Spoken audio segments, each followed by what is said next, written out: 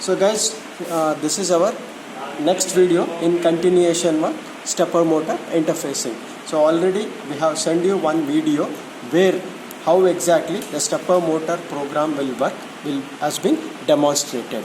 Now we will see how exactly we can do or we can interface stepper motor to 8051 microcontroller. On the other day, we have seen the 8051 microcontroller. In this 8051 microcontroller, this will be your stepper motor interfacing port. So to this stepper motor, port P2 is connected. Through port P2, we give the signal to the stepper motor. And these are all the 8 switches which are connected to the port P1. So we're going to give, or the status of the switch will be given through this one. So all these 8 switches are connected to port P1, but we are using only one switch for this particular project. Now let us see our stepper motor. So this is my stepper motor, and it has got 4 stator windings. You can see 4 windings and one common. So since one common we are using, it is called as unipolar motor. So this unipolar motor we have to interface to the 8051. So this is 8051 microcontroller kit.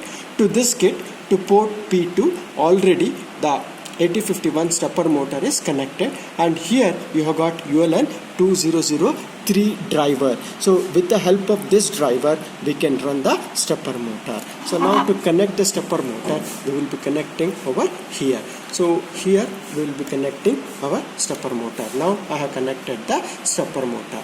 After connecting the stepper motor, we have to create, or we have to download the program from our system into the kit so that we can run that particular program. Now Sunil sir will show the steps, how exactly the steps or how exactly the program can be dumped into the kit.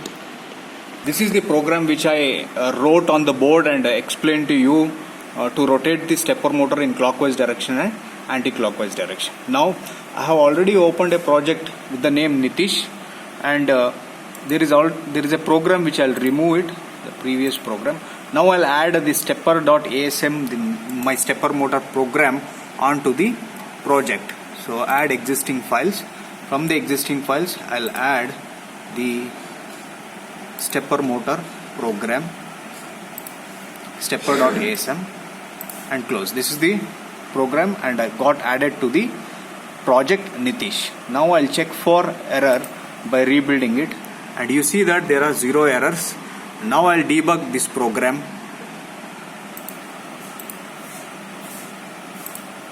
So after debugging program, you can open these ports from the peripherals. Here from the peripherals you can open the ports. Port 0 I have opened and port 2 opened, which are used to interface the stepper motor. Now when I execute the when I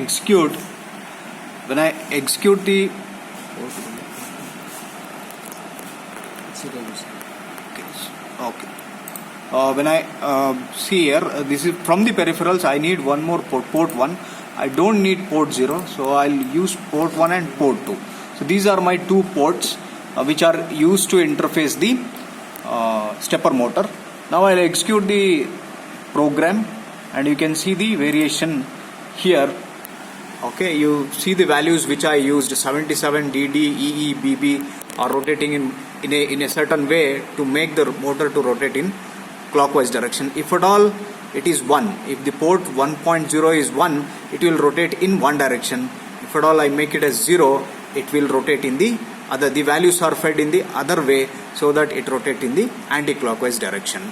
Okay, so this animation we can see it on the using the keel. Now I'll show you the real motor running by dumping onto the kit.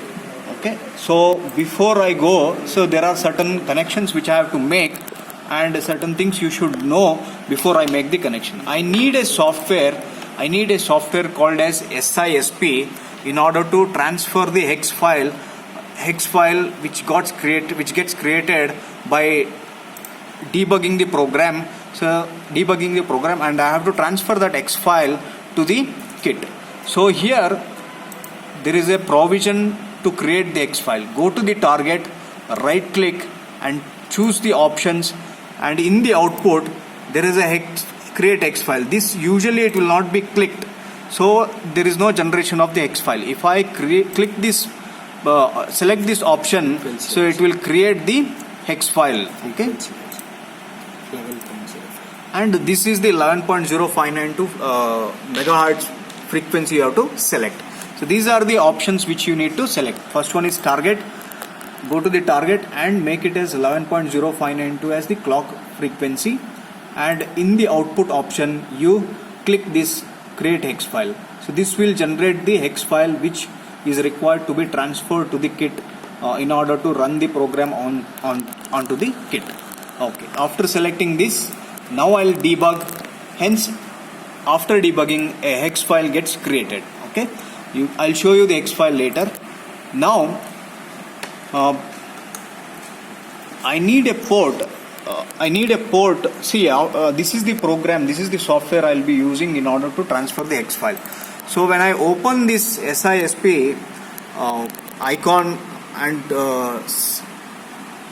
and in this icon, in this window, there is a COM port has to be selected. This COM port is the COM port and the COM port number has to be selected in order to transfer the program onto the kit. This COM port is generated.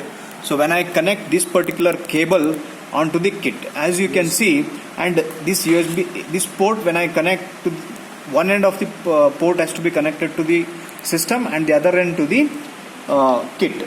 So when I do that connection, I'll get a port displayed. So where it get displayed, you can see it in the, I'll show you this window, how to open this window. You have to go to the My Computer, right click and click onto the Manage. In the Manage, there is a Device Manager, and in the Device Manager there is a ports. So initially there will be no port here and port number will not be displayed. When I connect this particular probe, when I connect this particular cable, so there is a port get displayed here. Okay, I'll repeat once again how to open this window.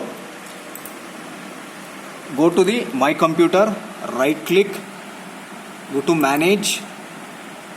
In the Device Manager, you have to see the port, which number. So this, you just observe here carefully. When I connect this particular cable, you will get the port here. I will connect my device. Okay. Connect it. So when I connect this cable here, the USB cable here,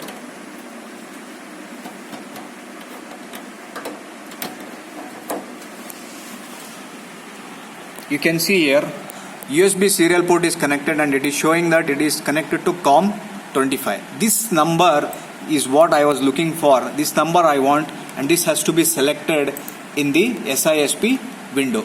Here COM25, after selecting COM25 here, okay, and the other end of the probe has to be connected to the board.